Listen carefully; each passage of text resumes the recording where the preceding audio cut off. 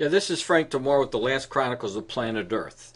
And what you're looking at here is a little section from my book in chapter 11, Ezekiel chapter 38, verses 12 through 13. And this shows us that the young lions, which are Canada, the United States, and Australia, Tarshish is the modern-day Great Britain, and what they do when this attack comes down on Israel in the last days is give a formal protest. So we know that Israel is going to be alone in this war. They won't have any help. And when you look at the news today coming out of Israel from its officials, you'll see that essentially that's exactly what they're saying. Israel must not depend on help against Iran.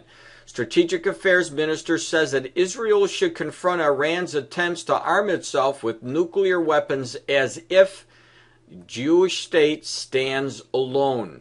Pay attention to the scriptures, because all scripture comes to pass, and we will see that this is going to take place in the Middle East during that Ezekiel attack. Now, one good thing about it is Israel will really not be alone, because we see from verse or chapter 39 that God intervenes and he protects the Jewish state.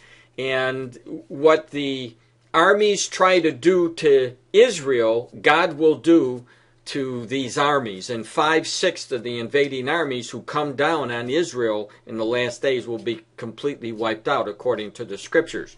So when we see statements from the Israeli leaders, don't depend on anybody, he's really stating or showing you what God has already shown us, and it will happen. And if you don't believe the Lord's word, all I can say is stick around, and you will see how the Ezekiel chapter 38 war ends, because God is going to be sanctified during that attack.